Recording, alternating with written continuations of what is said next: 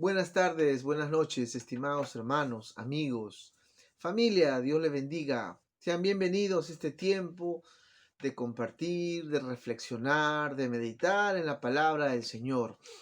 Qué importante es meditar, qué importante es reflexionar en la palabra del Señor, qué importante venir a la Biblia, al mensaje que Dios dejó a través de los hombres. Ese mensaje que fue escrito hace más de 2000 años, que se terminó de escribir hace 2000 años.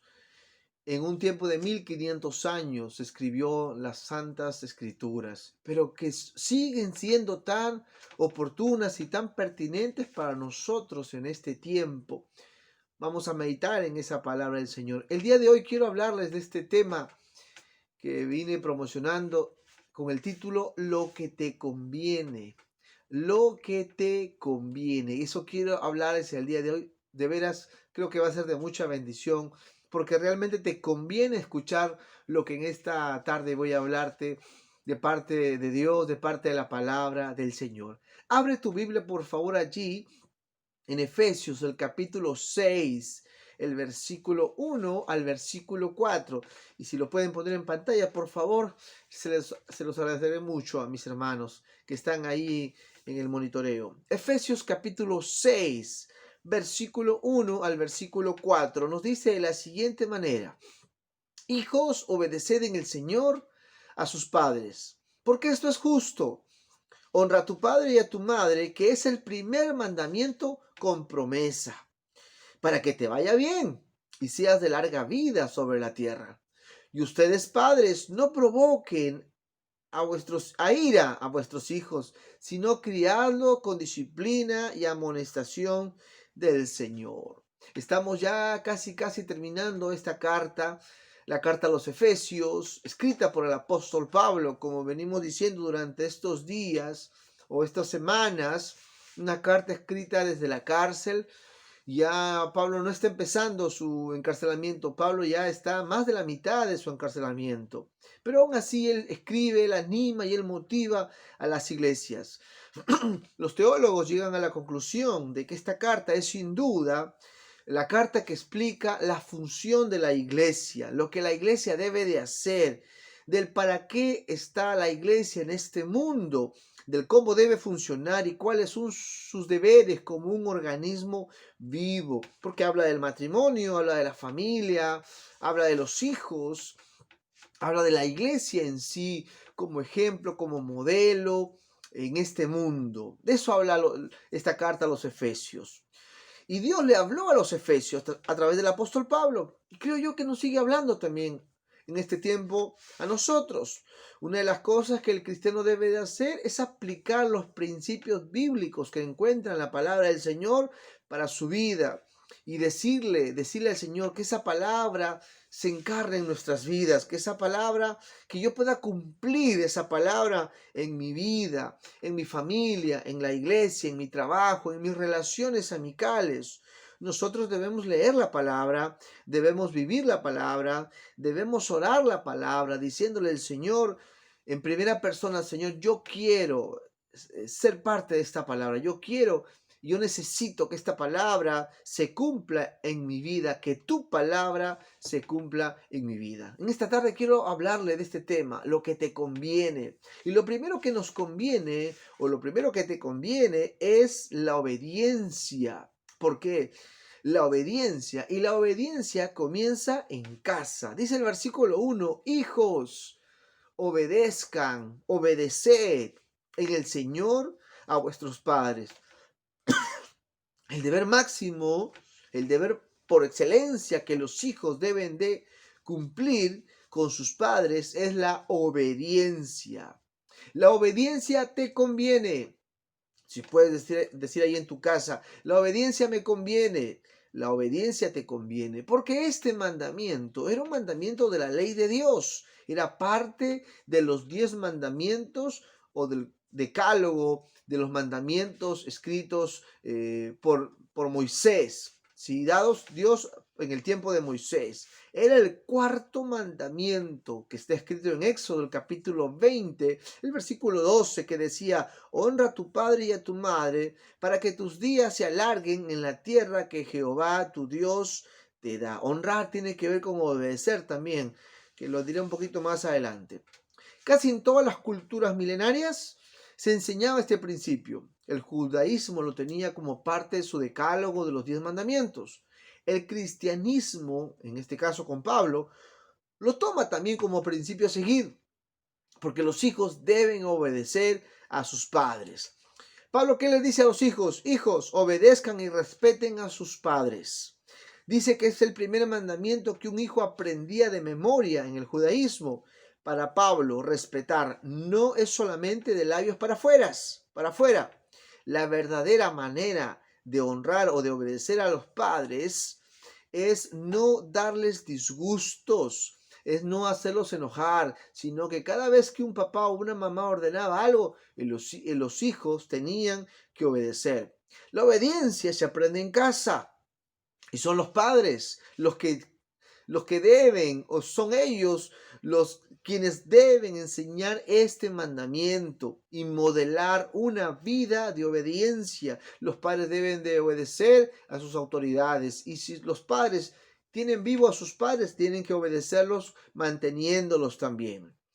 Me llama la atención lo que Pablo dice: obedeced en el Señor.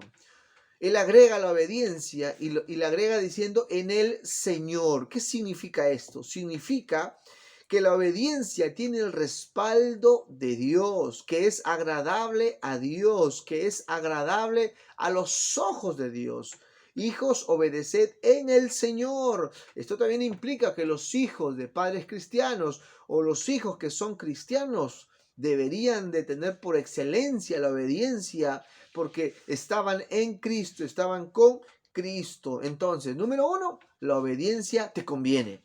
La obediencia te conviene. ¿Por qué? Ahí viene lo siguiente, el respaldo de lo que te conviene. Versículo 2 dice: honra a tu padre y a tu madre, que es el primer mandamiento con promesa, para que te vaya bien y seas de larga vida sobre la tierra. ¿Qué te conviene? Número 2, te conviene la honra, no solo la obediencia, sino la honra. Y honra significa respetar, significa agradecer, significa estimar, en este caso, a los padres. Honrar significa su aprobación, su respaldo, y muy particularmente es importante que esa honra esté en la etapa cuando uno está en tiempos de enamoramiento, en tiempos de noviazgo. La honra significa también que mis padres estén de acuerdo con mi relación, que sienta su bendición cuando yo esté en planes de noviazgo, en planes de matrimonio. Eso también es honrar a los padres. Aunque me permito hacer un paréntesis aquí, aunque hay excepciones, porque cuando los hijos son independientes, cuando los hijos ya tienen una suficiente mayoría de edad y están en la adultez, y digo yo, hay una excepción. ¿Por qué? Porque a veces también los padres quieren que los hijos se casen con quien ellos deciden o que ellos piensan, como era en la antigüedad. Hay excepciones, obviamente, a esta regla, a esta norma. Amén. Ahora, Pablo está preparando a los hijos de la iglesia, a los hijos de las familias cristianas. Pablo los está preparando porque él quiere hablar algo más, no solamente a los hijos, él quiere hablar a los padres. ¿Por qué? Porque en los tiempos de Pablo, la patria potestad romana era tan tremenda. Un padre romano, por ejemplo, tenía un poder absoluto sobre su familia. Podía, a sus hijos sobre todo, podría venderlos como esclavos, hacerlos trabajar en sus tierras hasta con cadenas. Podía castigarlos como quisiera, incluso condenarlos a muerte. Era tremendo la patria potestad. Existían costumbres de abandonar a los bebés cuando nacía un niño. Se dice la historia que se le colocaba a los pies del padre. Y si el padre se inclinaba y le recogía, eso quería decir que le estaba reconociendo y se lo quedaba. Y si se daba la vuelta y se marchaba, quería decir que lo estaba negando a reconocerlo y el niño podría ser tirado a la basura. Tan tremenda la costumbre, la época del apóstol Pablo. No había derechos del niño para nada en aquellos tiempos. Pablo le dice primero a los hijos, pero está preparando a los padres. Está preparando con una palabra muy puntual a los padres.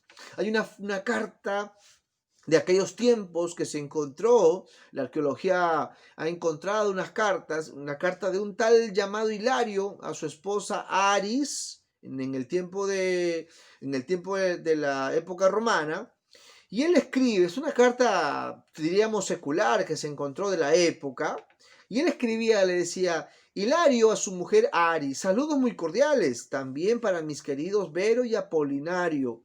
Continuamos hasta ahora en Alejandría, no te preocupes, si me quedo aquí cuando todos los demás vuelvan, te pido y te ruego que tengas cuidado del niño, y tan pronto como recibamos nuestra paga, te la mandaré. Si tienes suerte y lo que nace es un niño, que viva. Y si es niña, tírala. Le dijiste a Afrodisiais que me dijera, no te olvides de mí, ¿cómo me voy a olvidar de ti? Por tanto te pido que no te preocupes. Es una carta familiar, es una carta doméstica, es una carta que le escribe un esposo que está trabajando en Alejandría, lejos de donde está su esposa, y él toma la decisión que si es mujer, por ejemplo, lo puede tirar.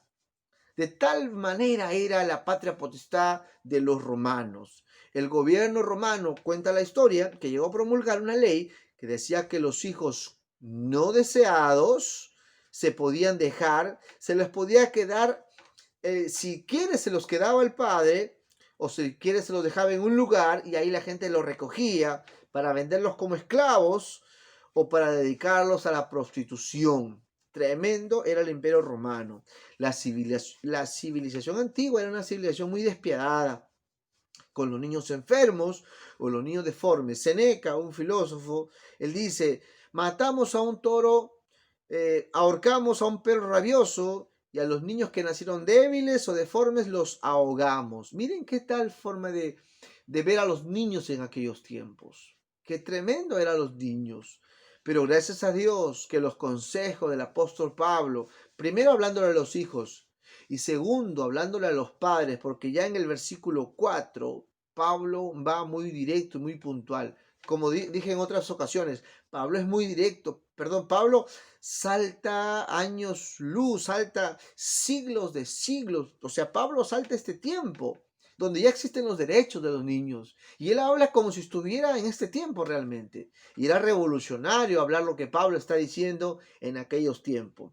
Porque el consejo de Pablo a los padres y a los hijos se sitúa en ese trasfondo, en ese tiempo. ¿Qué ha hecho el cristianismo? Si preguntáramos qué hizo el cristianismo por la familia, por los niños, quizás lo único que podemos decir es que el cristianismo hizo mucho por la familia. Los pensadores, los teólogos, los apóstoles, en este caso como Pablo, hicieron mucho por la familia, por los niños, porque ya les dije cómo era el contexto del tiempo, cómo se trataba a los niños en aquel tiempo. Y el versículo 4, él dice, padres, padres, padres, padres, no provoques a ira a vuestros hijos.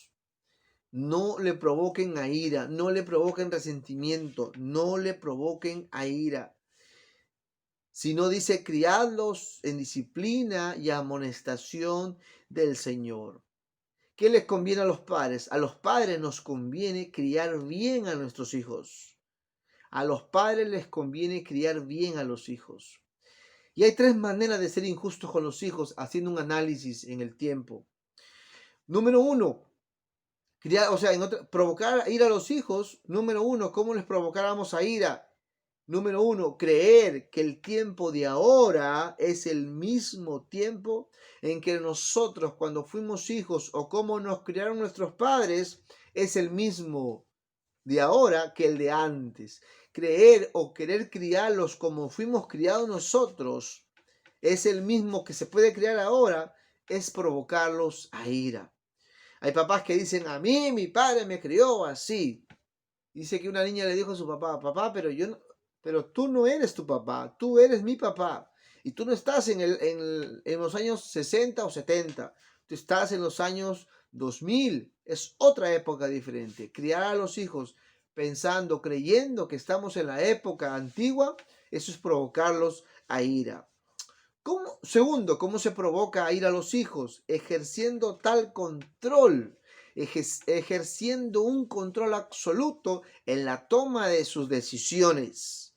El decidir por ellos cuando ellos deben de decidir es como decirle, mira, no te crié bien, de tal manera que yo sigo o debo seguir decidiendo por ti. No confío en tus decisiones y soy yo quien debe decidir por ti. Ya tiene 25, ya tiene 30, 35 años, ya tiene 40 años y hay padres que todavía quieren ejercer un control absoluto sobre sus hijos. Eso es, número 2, provocar a ira a los hijos. ¿Y si se equivocan? ¿Y si fallan? Y si se equivocan, aprenderán a tomar mejores decisiones. Y si se equivoca, corregirán sus vidas. Pero si nosotros les damos confianza, si nosotros no ejercemos un control absoluto, ellos sabrán tomar mejores decisiones. Por la confianza, decía alguien, es mejor equivocarse por la confianza a equivocarse por la desconfianza. Es importante darles confianza, es importante darles la libertad a que ellos tomen sus decisiones y a que ellos analicen y que nosotros, así como ha hecho Dios en Deuteronomio 29, presentar las bendiciones de la obediencia y presentar las maldiciones de la desobediencia. Hijo, si haces esto, mira todas las bendiciones que te vienen, y si haces esto, todo lo malo te vendrá. Escoge tú, decide tú. Padres cristianos, mira, hijo, si tomas la decisión de enamorarte de alguien que ama a Dios, aquí están las bendiciones. Si tomas la decisión de enamorarte de alguien que no ama a Dios, aquí están las consecuencias. La decisión la tomas tú. Ya tienes 25 años, ya tienes 30 años. Tú tienes que tomar tus decisiones. Pero papá, yo quiero tu bendición, yo quiero tu respaldo. Amén. Está bien, te daré mi opinión. Pero la decisión la tomarás tú. Provocar a ir a nuestros hijos es querer tomar decisiones por ellos todo el tiempo. Todo el tiempo. Recuerdo cuando presenté a mi papá, le conté de Marisol, le conté de mis sentimientos y me dijo mi papá, recuerdo que me dijo, hijo, si tú la has escogido, si tú has orado, si tú has buscado de Dios, buena decisión has tomado. Yo confío en ti, yo te respaldo porque te crié bien, me dijo así. Y gracias a Dios, hasta ahorita ya vamos a cumplir 15 años y todavía seguimos juntos con la bendición de Dios. Tercer punto, ¿cómo provocan a ir a los hijos? La falta de ánimo. ¿Somos papás tan regañadores a veces?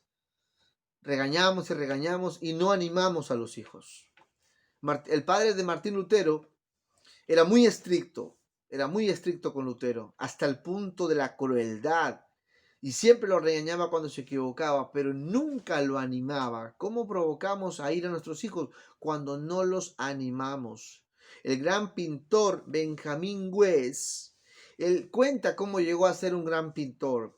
Él dice que cierto día su madre dejó los potes de pintura en casa y lo dejó a cargo de su hermana.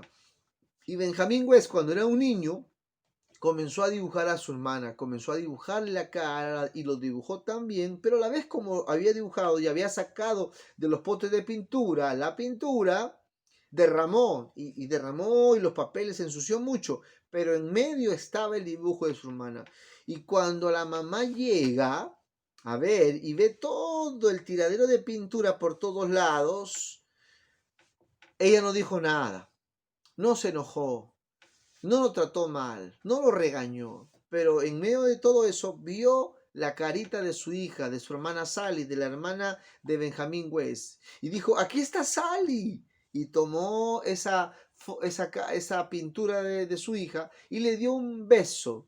Y Benjamin Weiss, el gran pintor, él cuenta y dice, el beso de mi madre me hizo un pintor. Ese estímulo fue más fuerte de lo que pudo haber sido un regaño. Necesitamos nosotros estimular, necesitamos nosotros ser esos promotores de nuestros hijos. Hijo, tú vas a poder, hijo, tú eres un campeón, hijo, tú eres simpático, tú eres alegre, tú eres un líder, tú eres un hombre de Dios, tú eres una mujer de Dios.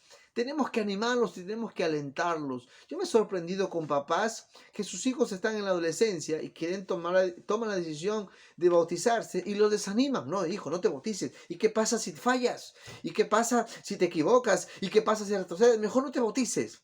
En vez de animarlos, en vez de motivarlos, en vez de alentarlos, dice desafiarlos a vivir una fe cristiana, y estoy hablando de padres cristianos, le ponen miedo, le ponen prejuicios y de esa manera los desaniman y de esa manera los provocan a ira. En vez de animarlos, en vez de motivarlos y decirle, hijo, no es fácil, pero yo sé que tú puedes. No sé, yo sé que no es fácil la vida cristiana, pero tú eres un valiente, tú eres mi hijo. Darles identidad y darles sentido de pertenencia. Tú eres mi hijo, como Dios le dijo a Jesús, tú eres mi hijo amado en quien yo tengo contentamiento. Pablo le dice a los padres, Pablo le dice a los padres que no hagan rabiar a sus hijos. A veces cuando los padres cometen exceso en la disciplina también, no lo hagan rabiar, sean justos. A veces hay papás que por cosas tan sencillas. El otro día una mamá quería pegarle a uno de sus hijos porque había gastado un juguete. Me cuenta el papá que llega a la casa y la mamá está a punto de castigar a su hijo. Y el papá le dice, ¿y por qué lo vas a castigar? Primero quiero saber por qué lo vas a castigar. No, es que ha gastado el juguete, ha gastado sus zapatillas. Y le dice, ¿y por eso le vas a castigar? Entonces, a ti también tenemos que castigarte porque tú gastas zapatos, gastas ropa, gastas todo.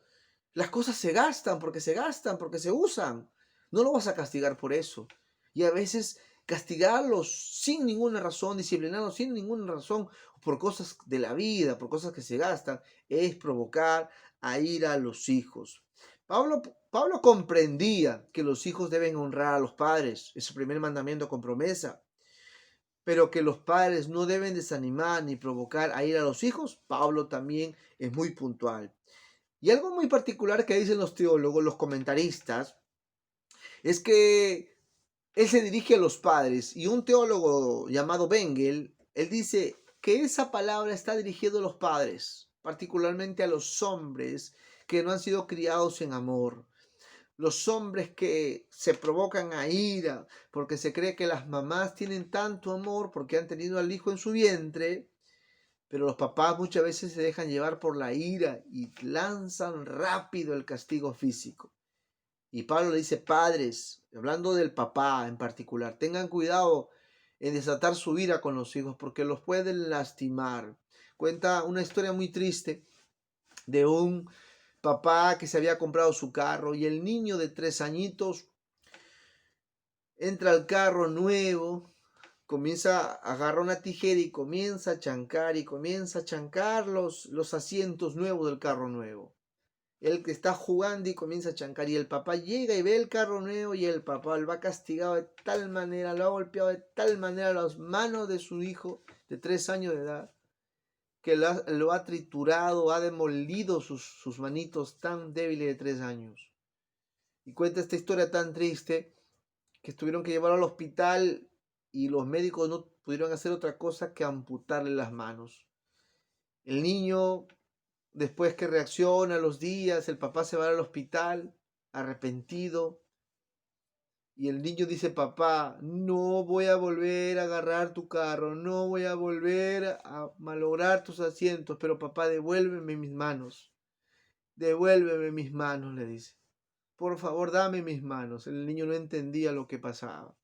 Es tan triste cuando a veces nos dejamos llevar por la ira y desatamos esa ira y provocamos a ir a nuestros hijos y provocamos rencor y resentimiento en nuestros hijos. Que Dios nos ayude, que Dios nos ayude a poner frenos, a frenar nuestra lengua, a frenar nuestras acciones, porque herimos el corazón de los hijos. Pablo dice, no provoques a ira a tus hijos.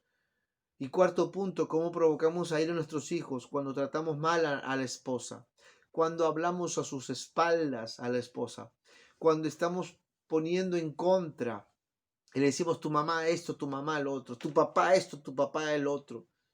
Y si hay problemas entre padres y ponemos el corazón de ellos en contra de los padres, no nos damos cuenta que les estamos haciendo daño directamente. y provocamos resentimiento y provocamos rencor en el corazón de ellos. Eso es provocar a ira. Nunca ponga en contra a su hijo con su padre, o nunca ponga en contra o indisponga a sus hijos con su madre. Nunca haga eso. Porque el niño ama a su papá o a su mamá. A los dos los amas por igual. A los dos los amas por igual. Pablo repite esta instrucción a los colosenses en el capítulo 3, en el versículo 21, diciéndoles: no provoques a vuestros hijos, no sea que se desanimen. Estamos a puertas, sinceramente.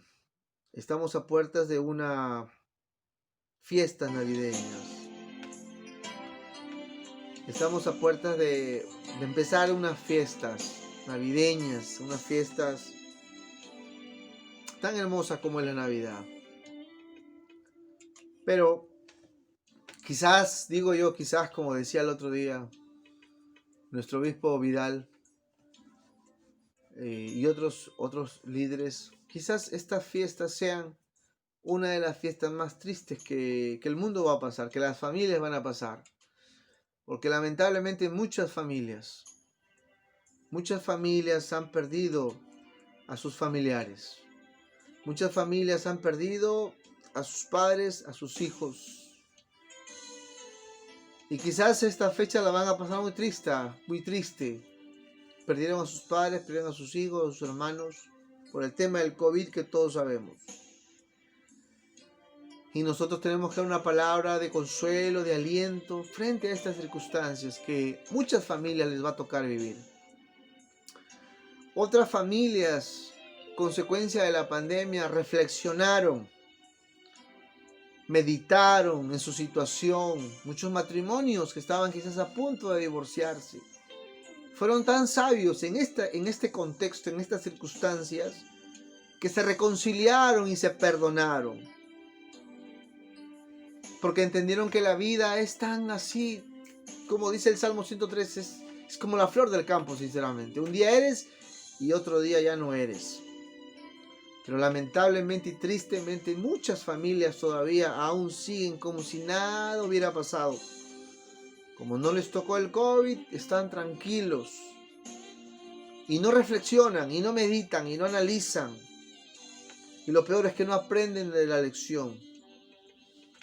Siguen igual, lamentablemente. Es una pena, es una lástima que no aprendamos y no aprovechemos la oportunidad que Dios nos da.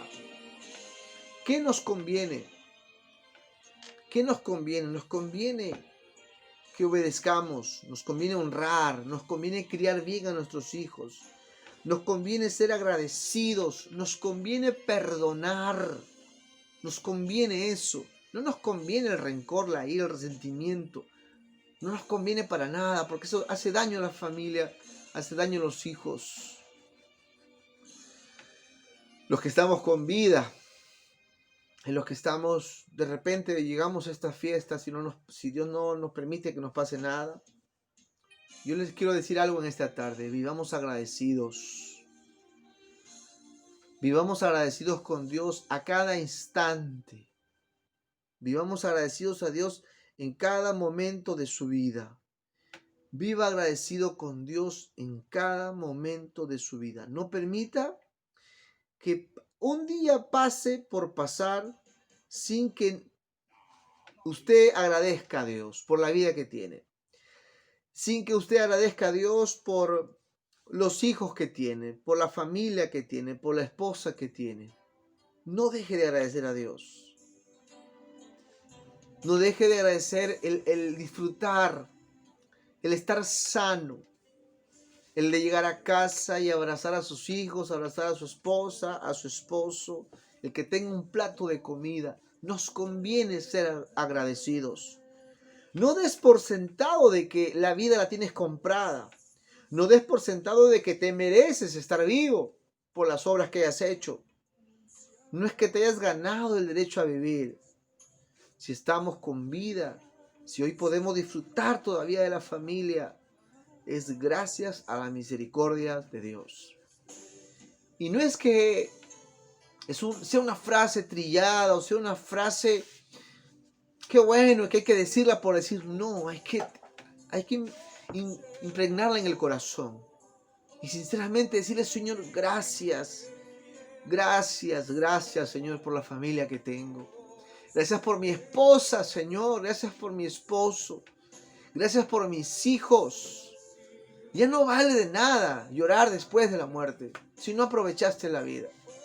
Ya no tiene sentido llorar. Dice Eclesiastés, haz todo acá en la tierra, todo lo que está en tu mano para hacer, hazlo. Porque ya en el sepulcro ya no hay memoria, ya no conviene nada ya. Ya no conviene que llores siquiera. Bueno, llorarás de pena porque no lo ves, pero si no hiciste lo que tenías que hacer, lo que te conviene hacer, honrar, obedecer, perdonar, reconciliarte y vivir agradecidos por la oportunidad que Dios nos da, ya no sirve de nada. Así que estamos con vida y puedes disfrutar de la vida gracias a Dios. Gracias a la misericordia de Dios. Vamos a agradecerle al Señor y decirle gracias, Dios. Gracias, Dios, porque podemos disfrutar todavía de esta vida terrenal. Podemos disfrutar, Señor, de la esposa, del esposo, de los hijos. Señor, gracias porque me has hablado tú en esta tarde y lo que nos conviene y lo que me conviene es obedecerte. Es honrar a mis padres, es cuidar a mis padres, es estimar, es velar por ellos. Eso me conviene porque es un mandamiento con promesa. Es un mandamiento con bendición para mí. Si yo los atiendo, si yo los honro, si yo cubro sus necesidades a mis padres, me conviene a mí, dice la palabra, para que te vaya bien a ti, al que honra. Honre a sus padres. Honre a los padres que Dios les ha dado. Honre a sus padres, estimados hermanos, amigos. Les conviene eso. Honre a Dios. Honre la vida que tiene. Honre a la esposa, honre a su esposo. ¿Qué le conviene? Le conviene perdonar. Le conviene criar bien a sus hijos para que mañana más tarde lo honren a usted. Le conviene ser agradecido. Cada instante, cada momento. Le conviene que usted aún está con vida. Que lo que te conviene es honrar, es obedecer. Lo que te conviene es vivir agradecido a Dios. Señor, gracias. Gracias por este tiempo. Yo te pido que bendiga a las familias. Yo te pido que bendiga a los hogares. Yo te pido, Señor, que bendiga a los matrimonios. Yo te pido, Señor, que nos prepares para pasar unas fiestas muy hermosas en casa. Con tu bendición, con tu favor y con tu gracia. Que entendamos que si estamos en esta tierra todavía es porque te place a ti. Que si estamos en esta vida es porque tú lo permites, Señor. Y no podemos vivir como si nada va a pasar mañana. Esta pandemia nos enseñó que la vida es tan ligera, que la vida es tan efímera. Y que no puedo vivir por vivir. Y me conviene vivir bien. Señor, bendice los matrimonios. Haz meditar a los matrimonios. Haz reflexionar el corazón de ellos. Que haya cambios, Señor. Y que nos preparemos bien para un nuevo año si tú no vienes antes. Gracias, Señor. Gracias, Dios Todopoderoso. Bendice a las familias que en esta noche nos están viendo. Bendice los hogares, bendice los hijos. Trata con el corazón de los hijos. La última palabra que tú diste en Malaquías es que tú volverías el corazón de los padres hacia los hijos y de los hijos hacia los padres. Nos conviene eso, Señor. Gracias, gracias, gracias y que Dios te bendiga mucho. Que Dios te bendiga mucho. Gloria a Dios, gloria a Dios. Bendiciones, hermanos. Quiero anunciarles a todos ustedes, el domingo 20 es nuestra reapertura allá en la Casa de Dios en Villa María. Así que prepárense, vamos a estar ahí un tiempo muy hermoso, un tiempo de palabra, de alabanzas y un tiempo también de compartir con la bendición de Dios. Así que nos vemos el domingo 20 de este mes. Amén, muchas bendiciones. Y así es que a prepararse a lo que nos conviene. Amén y amén. Gloria a Dios. Bendiciones, bendiciones, bendiciones.